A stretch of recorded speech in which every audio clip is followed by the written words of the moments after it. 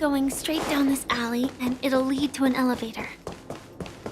It'll take us to the center of the land of the exiles.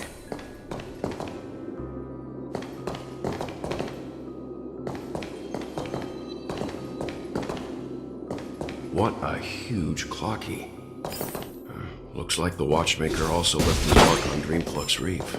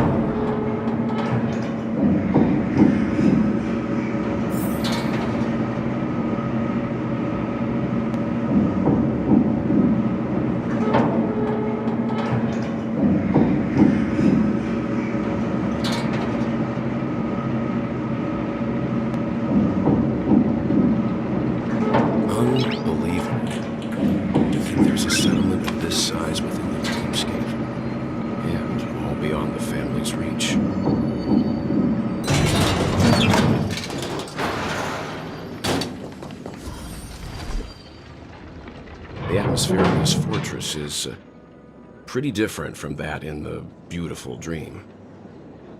When I first saw it, I was in awe too.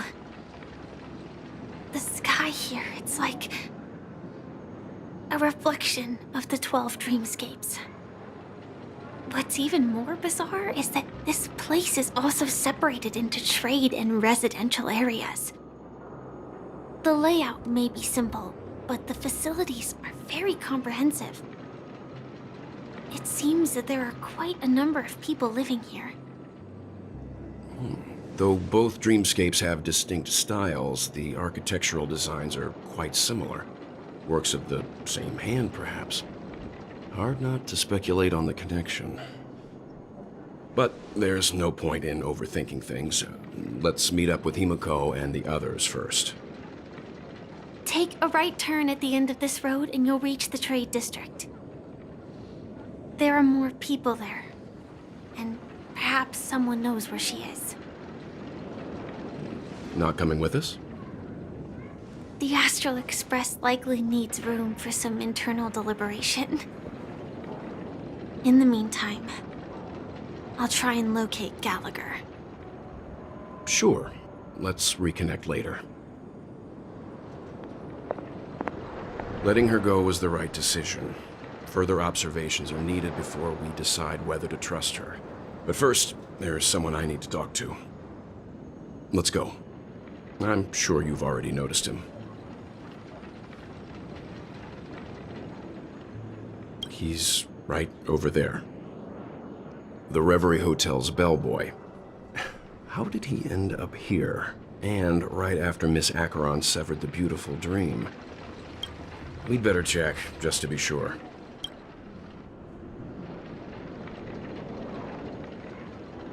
Trash can is perfect for me, and perfectly legal for me to stay in.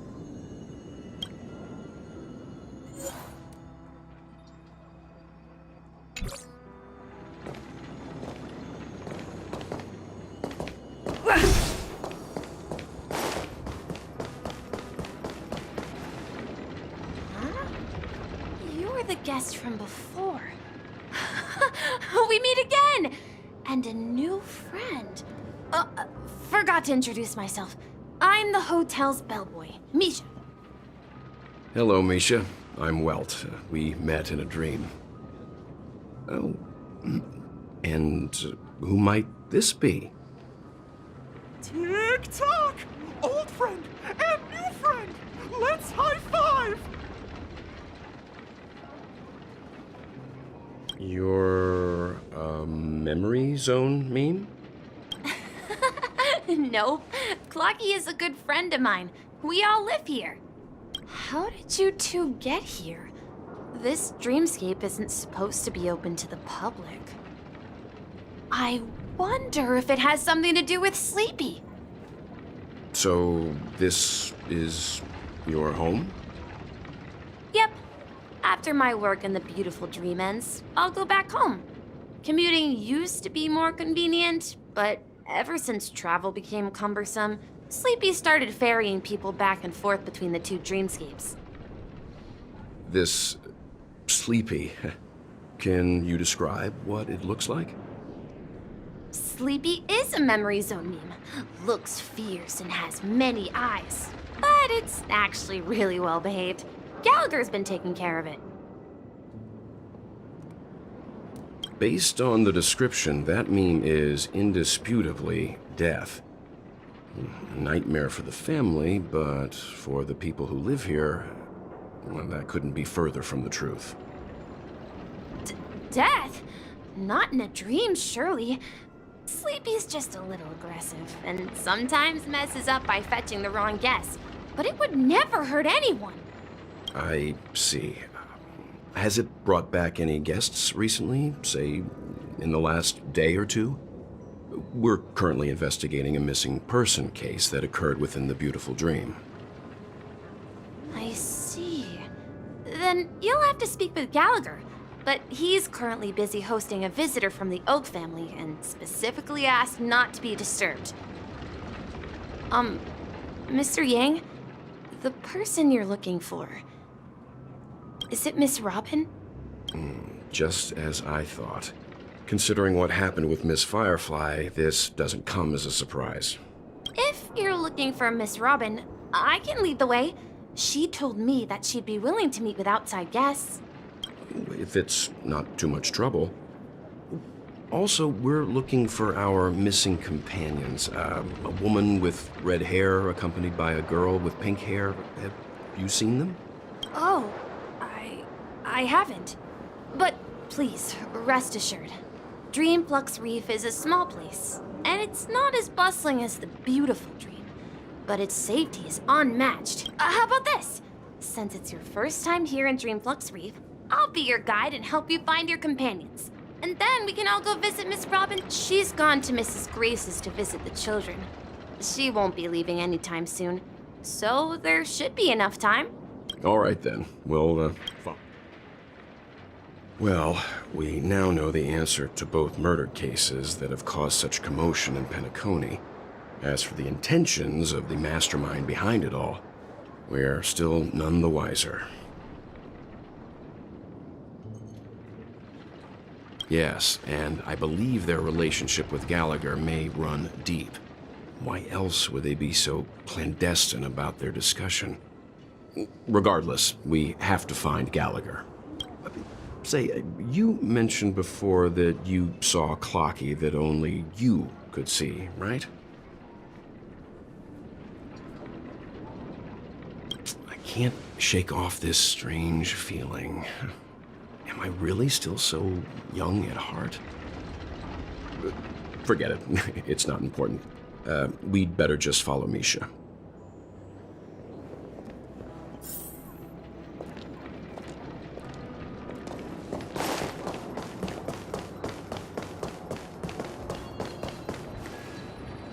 Everyone, look!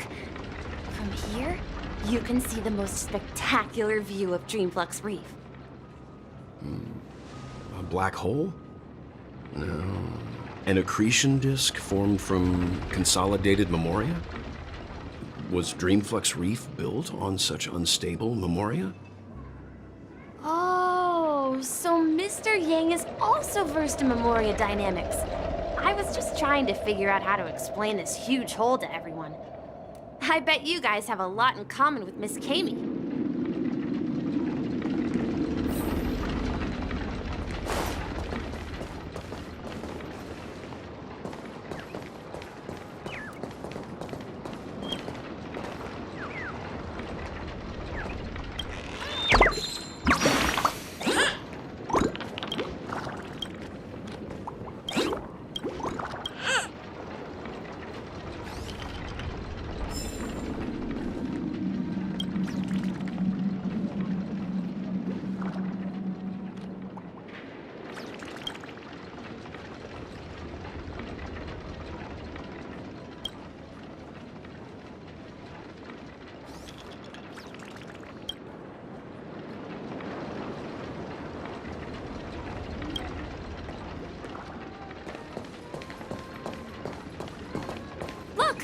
there she is! My calculations are finally done. In another 10 system hours, the above dream will swallow the dream below. My hypothesis was correct. This place will cease to exist as the dream devours everything. Who are you all, and why haven't you left yet? This place is about to disappear. I'm Kami, a dreamscape surveyor specializing in Memoria dynamics, and this is my life's work that I'm researching. See that huge gaping hole? It was just a narrow rift many years ago, but now it's grown into a giant hole. The surrounding Memoria has been flowing towards the other end of the hole at a constant velocity, slowly but surely. But the scary part is, according to my calculations, the flow rate of Memoria has recently changed, and it's faster than ever before. It's almost as if something is sucking it in from the other side. By constantly improving upon Madame Rosalina's Memoria measurement method, I've finally obtained accurate results. After 10 system hours, the Dream Flux Reef will cease to exist. Just like the melting of glaciers, everything will crumble and disintegrate. The dreams on that side of the void will fuse into one. Please don't worry. This sort of thing has happened many times before. Miss Kami isn't a bad person. She's just a bit lost in her own world. She'll probably realize she's wrong soon enough. You don't say. There was something else that piqued my interest. Who is Madame Rosalina? Oh, do you know her too?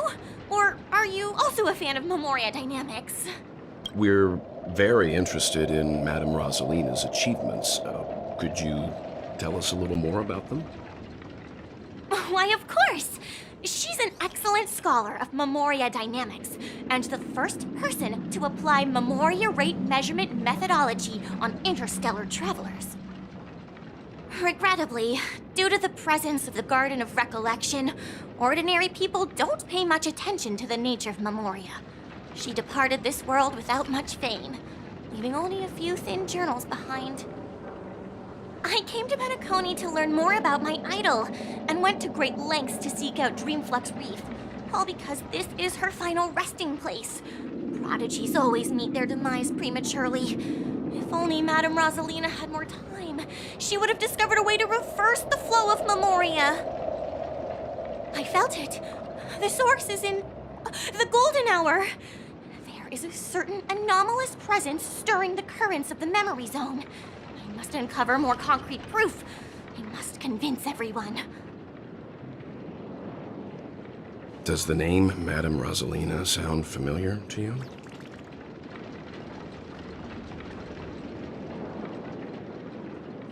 Before we came to Penacony, the conductor had given us a list of nameless to look into.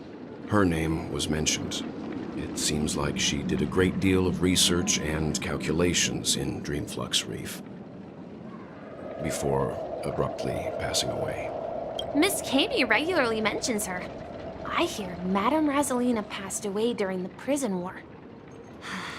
She could see the Penacony of today. Its people building homes in the memory zone. I bet she'd be really happy.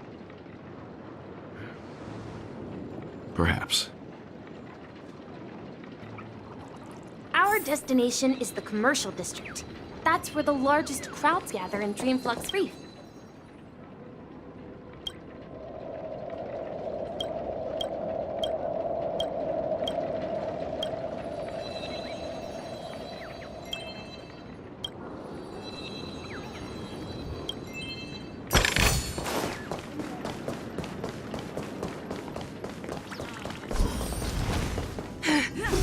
Let me go! Ghost! There's a ghost! Don't come near me! Oh my. I'm human and so are you. Can you get a grip? Mr. Yang and Miss Trailblazer, I've been waiting for you. Quickly, come help. I bumped into a member of the family on the way here. He was so scared and I just wanted to calm him down. But Let me go! Let me go! I've only done good in my life. Why can't I rest in peace after death? Well, this is how it turned out. Me? A ghost? Don't make me hit you. He thinks he's dead. Although, when I first fell in, I also thought the same. Dear guest, this is not the afterlife. This is Dreamflux Reef. That's right. Did you hear that? Repeat after me. Dream Flux Reef. You're talking to someone invisible. If I'm not dead, what am I? I shouldn't have pushed my luck and tried sleeping in my dream. Curiosity kills the Papashi.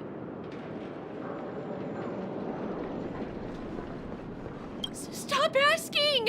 You'll alert the monsters! All the dead are right here. All of them! You're not talking about the memory zone meme, are you? Don't say that name! It's all your fault. They're coming!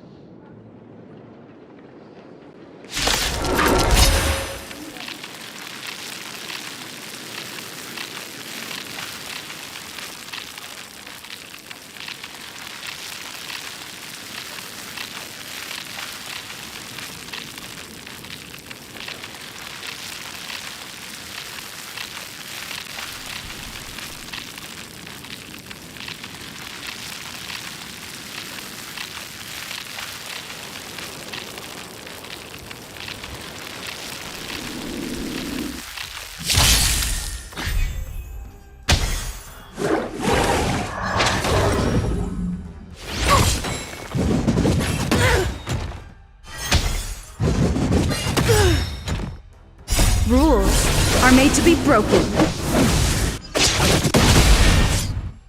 Ill tidings manifest. Justice for oblivion. I weep for the departed. It too shall fall.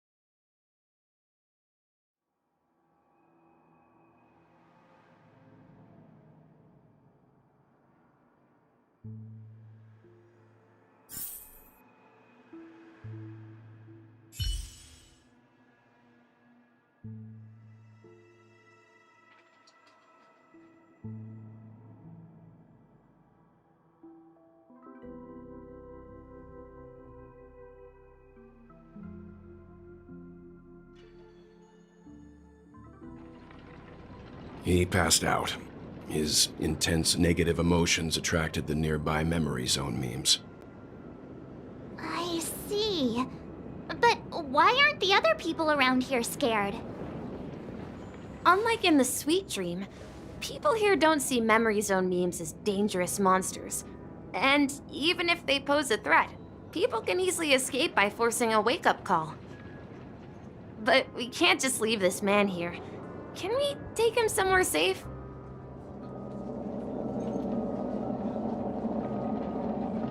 We can ask Jessie for help. I've gotten to know many locals while waiting for you guys. Everyone here is living a self-sufficient life. I don't know how to describe it, but this place feels like the real dreamscape. No! At this rate, the family will be done for! Done for! Let's see how you handle a stroke of genius like this.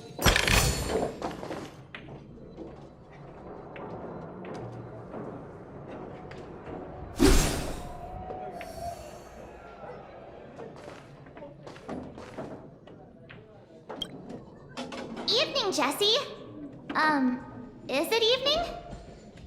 Welcome, Miss March. Who might these be? These two are my friends.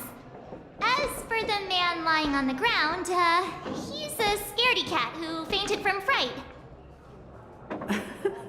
I see. Another poor guy who accidentally ended up here. I'll take care of him. There have been a lot of new faces lately. Things must be tough in the beautiful dream. The few remaining havens of freedom in Asdana will soon face trouble. Do such things often happen here? Not really, but they're becoming more frequent now. Guess it's one of the signs of the Sweet Dreams collapse. This man has had quite the shock. Could you help me find a Halovian lady, March? Her songs can heal mental wounds. A Halovian lady? That must be Robin. She's also here in Dreamflux Reef. Huh? Robin? But I thought she... Oh, right. If Firefly is here safe and sound, then it means Robin must be okay too. Misha is about to take us to her to find out what happened. But before that, let's meet up with Himiko. You were with her earlier, right? We met some stowaways in the residential area. Most of them came from neighboring star systems. I heard that places like Dreamflux Reef are scattered throughout the memory zone of Asdana, like islands in the ocean. They existed before the family arrived. I also heard that when Dreamflux Reef took shape, it was the center of all dreamscapes in Penacony. If that's true, it's no wonder there are so many similarities between this place and the Sweet Dream. Himiko must be gathering information. Let's hurry up and get going.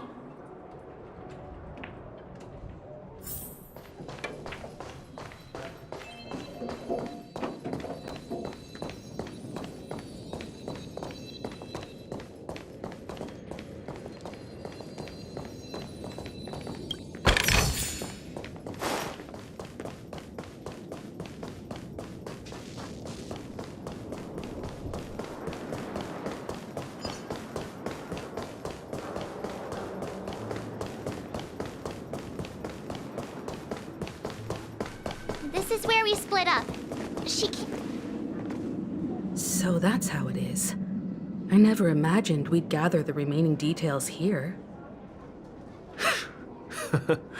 To borrow Gallagher's catchphrase, what an unpredictable twist of fate. Himiko, here they are. Ah, perfect timing. Now that everyone's here, I'd like to introduce everyone to Micah, who's partly in charge of the Land of the Exiles. Micah, these are my companions. It's a pleasure to meet the Nameless. You know us? I've been keeping an eye on you since the day you arrived in Penacony. We would have met under more appropriate circumstances if Dreamflux Reef hadn't been isolated from the 12 dreamscapes. Please, allow me to formally introduce myself. I'm Micah, the Gravekeeper of Dreamflux Reef. Gravekeeper? Life in Dreamflux Reef is pretty liberating. Everyone here mostly keeps to themselves, without meddling in others' affairs. My daily task involves cleaning a few tombstones. You're too modest, Micah. When lost dream chasers stumble upon this place, you're the one who takes care of them, guiding them back to the Sweet Dream, or showing them how to survive the wild dream chaos. So, a guardian of sorts. Were you talking to me, Mr. Yang?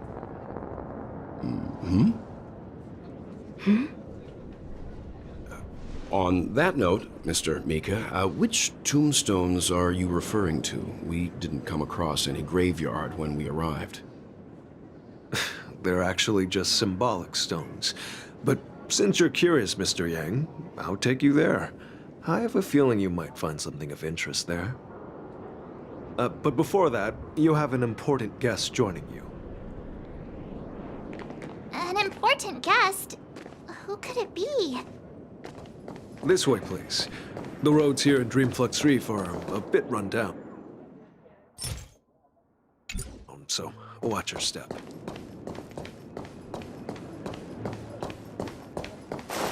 No! At this rate, the family will be done for! Done for!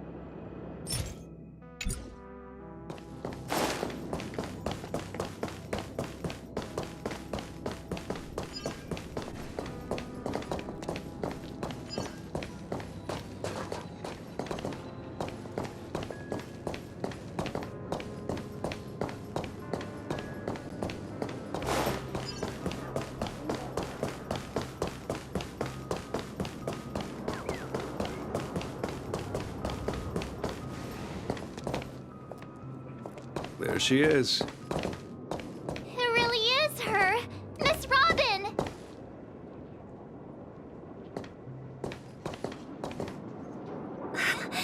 Everyone sang so wonderfully.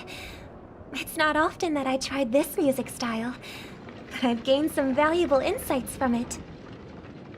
Oh, I can't thank you enough, Robin. Well, these kids have made incredible progress in only a few days. It was nothing, Grace. I merely taught them how to sing. It was you who brought hope into their lives. Life must be quite difficult for them in reality, I imagine. That's right. Whenever it's time to say goodbye to these kids, they're reluctant to leave. But I've explored every corner of Dreamflux Reef, talked to everyone I met, and they all told me the same thing. This shattered dream is not worth clinging to. It seems you truly are a child of the Harmony. Emma and Andy are orphans I took under my wing. Carol there, with her blind eyes, used to work at a nutrition center in the outer ring of Penacony. And as for Gary, he's been living with autism since he was a child. They're not old enough to enter the sweet dream managed by the family. If we compare people to birds, these kids are like fledglings with impaired wings. But in this dream, well, they can fly freely. Even if they stumble along the way, well, they're still relying on their own strength. And me, an old lady with no legs. Well, without this dream, I couldn't even walk toward them. I'm glad that you found a new life here in Penacony. It's just...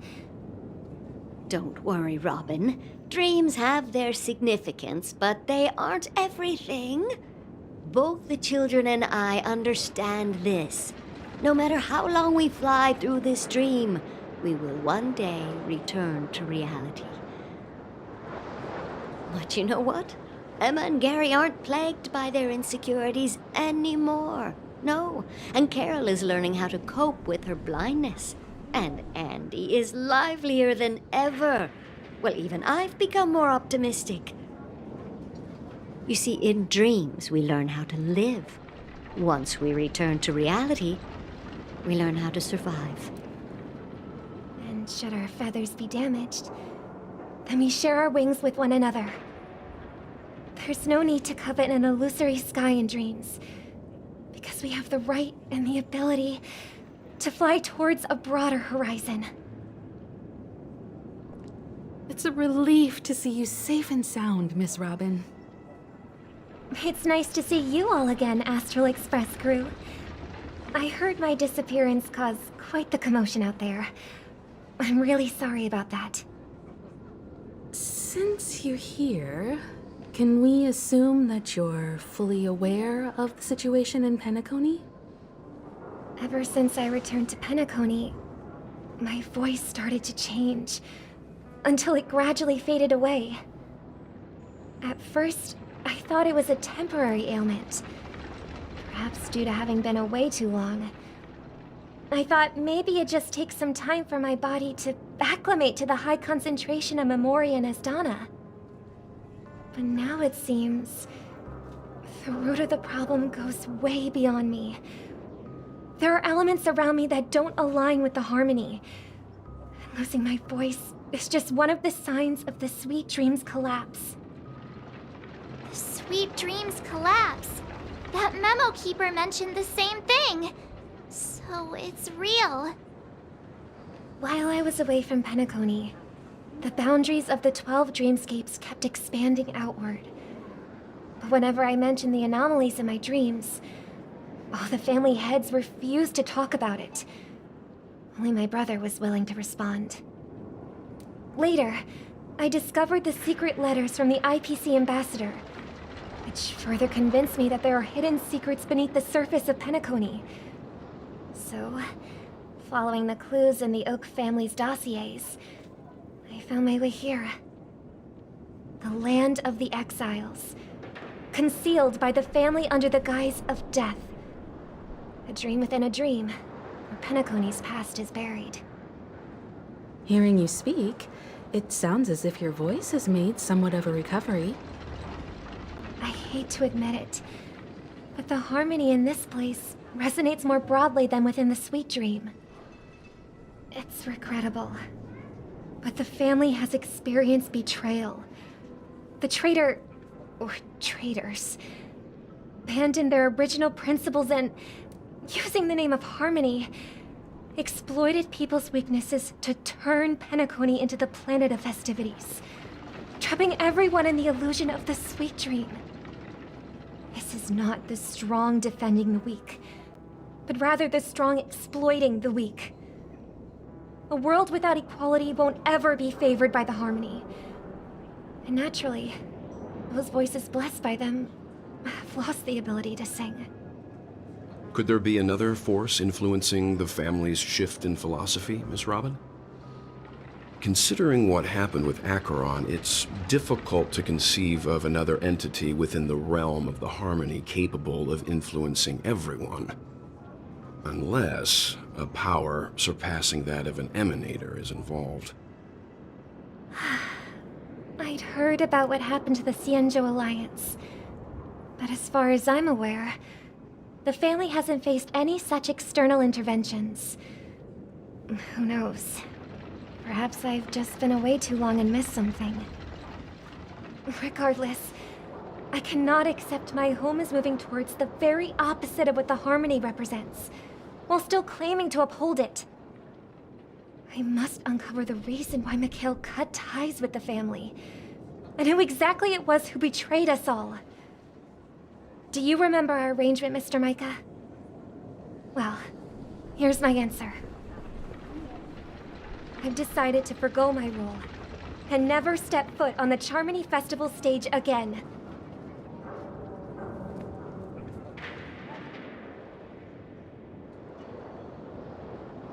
Look here, brother. A little bird. Looks like a fledgling Charmony dove. But Charmony doves don't live here. So how did this little bird get here? Maybe its parents abandoned it? It looks weak and frail. Why don't we find something soft and make a nest for it? This place is too dangerous for a fledgling. Let's take it with us. We can put it on the wooden shelf in front of your window. Okay. A bird like that must have a beautiful singing voice. But where will it live? I'll ask the family head to build a cage for it. A cage?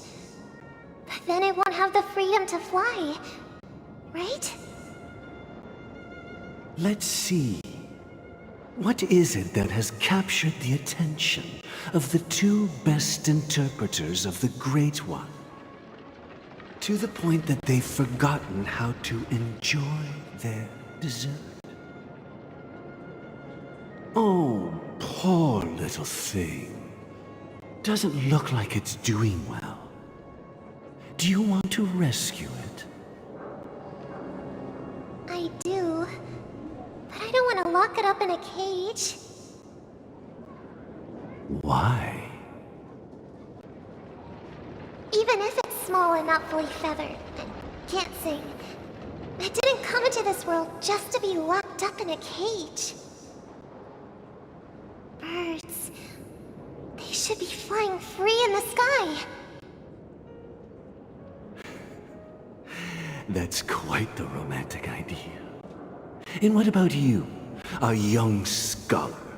Do you agree with your sister? I think she's right. But if we leave it out in the wild, it won't survive for more than a few days at best. Ah, I see. It seems our little scholar is still a bit unsure. Well, let me tell you youngsters a story. As you probably know, Charmony doves can fly through the air. When they fly really high, the friction caused by the flapping of their feathers against the atmosphere creates amazing lights, so that they look like shooting stars. We've seen this spectacle so many times that we think it's just something they can naturally do. But that's not the truth. Their radiant display is the result of countless struggles against nature over generations. Their ancestors were too weak to survive on the ground, so to escape predators, they started seeking new opportunities in the air. After countless attempts by many generations, one of them finally figured out how to fly. It soared into the sky and never looked back at the ground again. So, you mean birds aren't born to fly, but they find a way to do it through their determination, right? Well, that's an idealistic way of putting it. So, what are your thoughts, Sunday? I think people believe birds are meant to fly because they've never seen those birds crashing to their death. That's an interesting perspective. So, have you decided what to do with the bird now? For now, I'll keep it in a cage until it can take care of itself because I want it to live, no matter what. Well said, kids. It seems each of you has found your own answer. Your insights are truly remarkable. And I hope they come true in their own way. We will take good care of it, won't we, brother? Yeah, but Mr. Gopherwood, there's one thing I don't quite understand. And what might that be, my son? What if this little Charmony dove never learns to fly in the end? I mean, if there are fledglings in this world that can never fly throughout their lives, should we let them go back to the sky, only to see them crash to the ground and die? Talking in your sleep, Birdie? Time to wake up.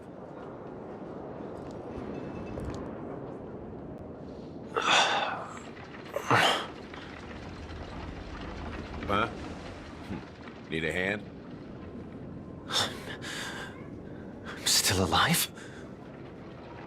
Yeah. Happy about that. Where is Robin? Tell me. Now.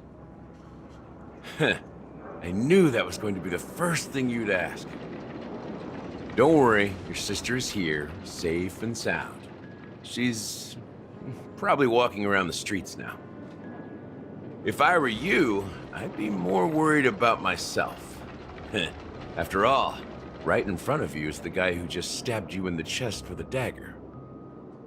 If you wanted to kill me, you wouldn't give me the chance to speak. Just tell me your demands, lackey of the Watchmaker. So, you figured out who I am, huh? No wonder you had the guts to go against the Dream Master and the Four Families. Looks like I made the right choice. Choice? You are aware of my plan and see through my act. Time is running out, so let's drop the charades. I'm suggesting we cooperate. Cooperate? What makes you think I'd cooperate with you? The fact that the famous Robin has chosen my side. Plus, some clues about a traitor and a bright future for Penacony. Any of that catch your interest? I find it hard to believe a man who's full of deception. Fine. You don't have to trust me. What you should trust is the sense of justice inside of you. Show me Robin first. All right, as you wish. Here she is. Huh? What's your trick this time? Just kidding. I mean, this lady will lead us to Robin, right? And the crew, too. There are too many people who you owe an explanation. That'd be great. Please follow me, Honorable Oak Family Head. Now, all the actors are on the stage.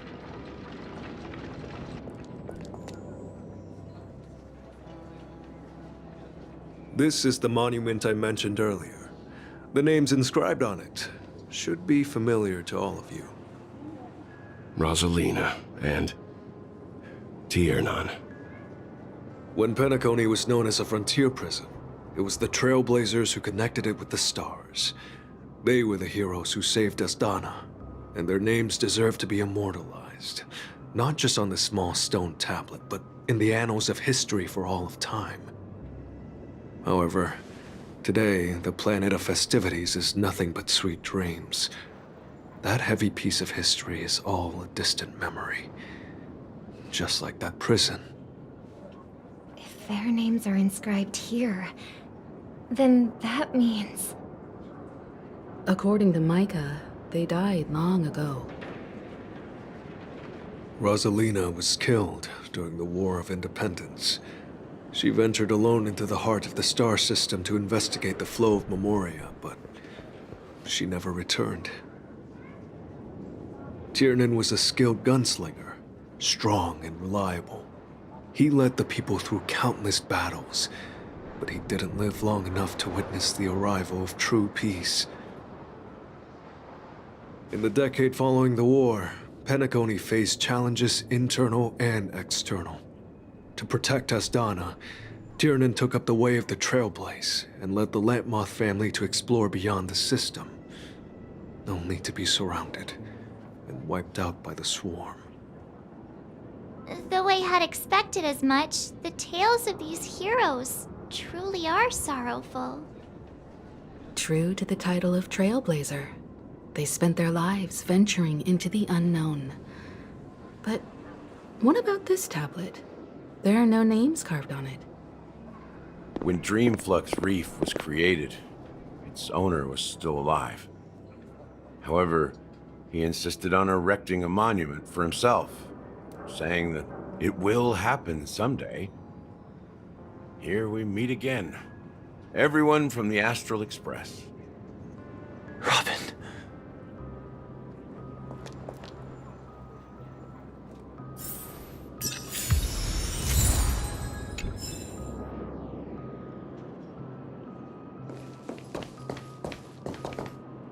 Brother.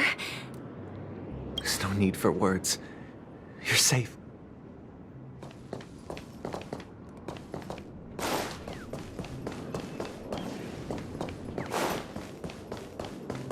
Well, I did my job. I gathered everyone here. Huh. The atmosphere sure is... I brought Gallagher here.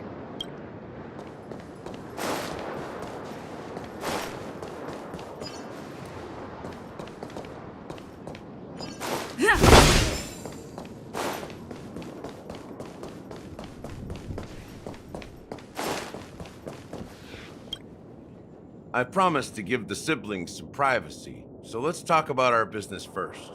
What do you say? That sounds sensible enough. Since you went through the trouble of gathering the family head, the crew, and the Stellaron hunters, I'm guessing you have something important to say, Mr. Gallagher? Oh? Is it that obvious? The look on your face is practically screaming I'm the one behind all this. You're right, Mr. Yang.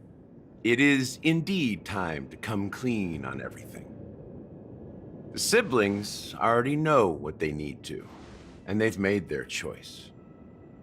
But you, Nameless, arrived a bit late. So it's only fair that I answer your questions. Before we begin, let me reintroduce myself.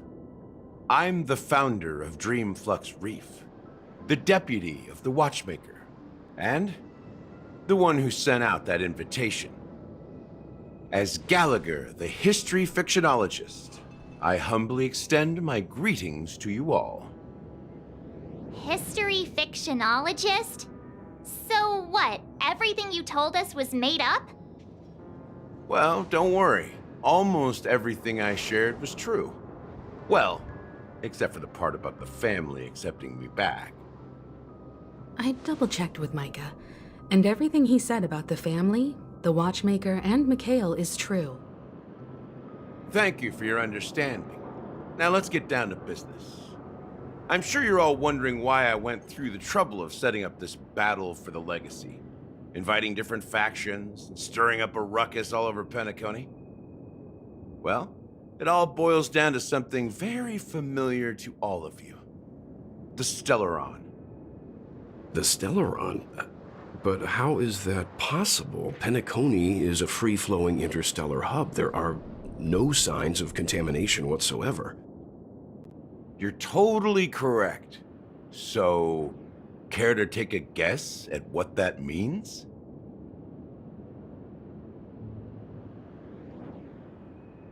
How keen.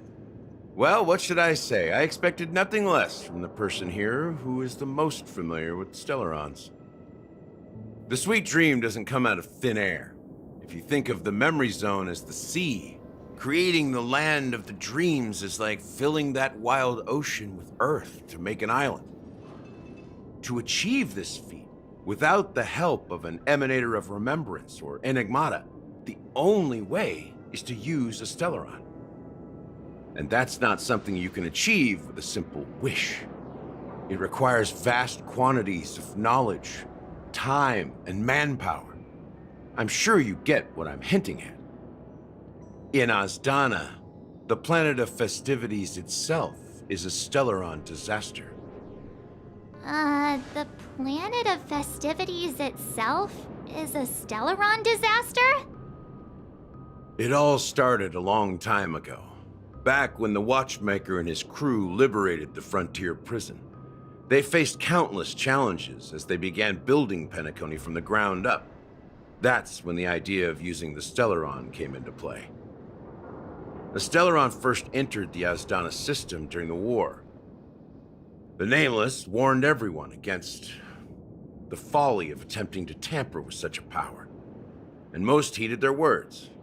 But there are always people in the shadows with ulterior motives. The turning point came after Tiernan's death. With two of the Nameless gone, the Watchmaker had to go to the front lines. It was at that moment his rivals saw an opportunity. By the time a representative from the Montour System's family arrived at the Watchmaker's call, the Stellaron had already been activated and was seeping into the primordial synesthesia dreamscape. And I suppose the family happened to possess the knowledge to seal the Stellaron? Not just that. They knew far more about the Stellaron than the average person.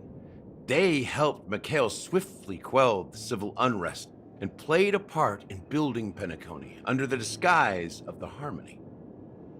Those 3 eras were known as the Age of Dreaming.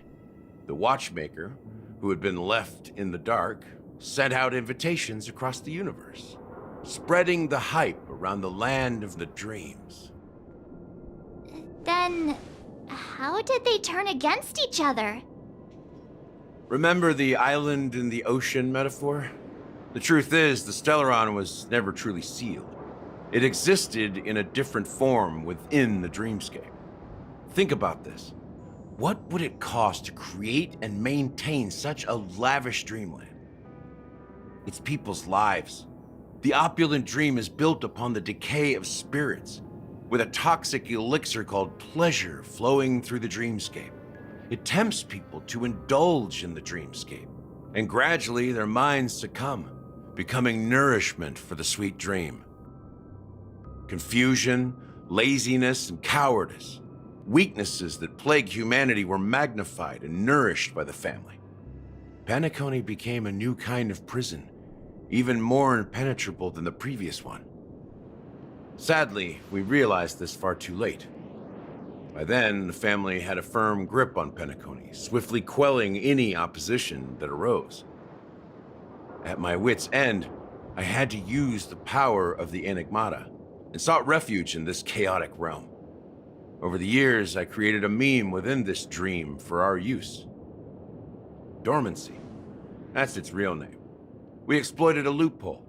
You see, regular people can't fall asleep again while they are inside the dreamscape. So this is the true meaning of the impossible. You sent out invitations in the Watchmaker's name to find forces capable of resolving the Stellaron disaster and draw them into Penacony to uncover the truth. It's not just that. Above all, I wanted to see what happens when the major factions engage in a struggle for the legacy. Since this is the Watchmaker's first announcement in decades, the traitor within the family is bound to reveal themselves. So, the legacy is just a facade. If you want to consider the Stellaron as the legacy, I'm totally fine with that. If that's the case, where is the Stellaron now? That's a question for Mr. Wings. The Stellaron is still under the family's control, and as the head of the Oak family, I'm sure he holds all the answers.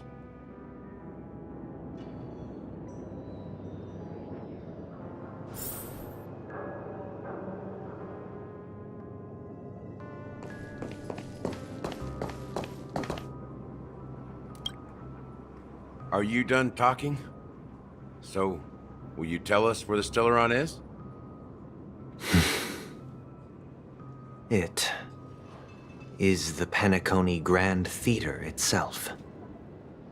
As I suspected, it's the embodiment of the family.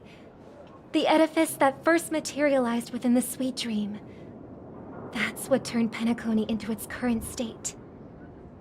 As for the person who employed its power, it is in fact Mr. Gopherwood, the current Dream Master.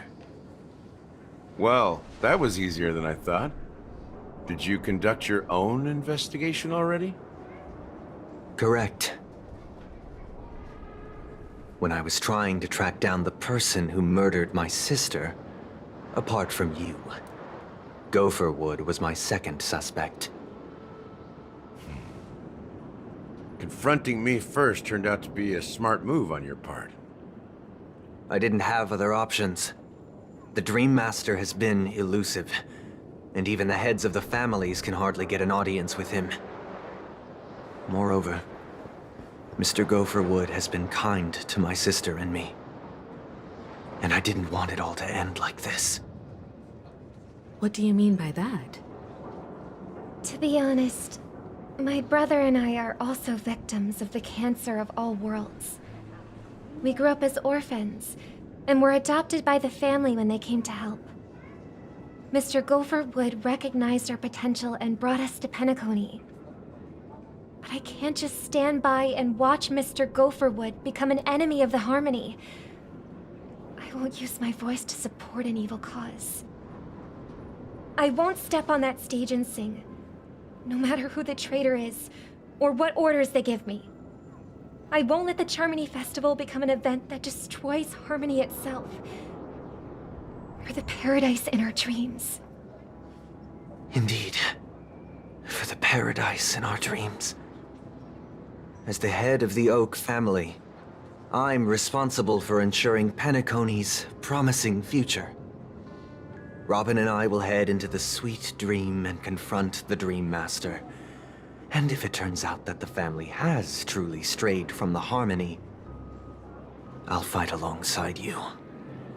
We'll put the Charmony Festival on hold and make sure Mr. Gopherwood pays for his blood debt.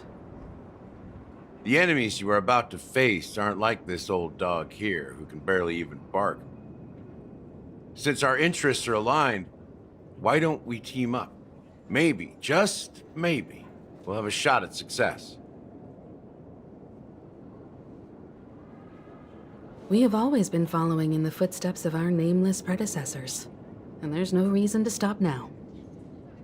Yeah, we Nameless won't back down from a challenge. Isn't that right, Miss Trailblazer?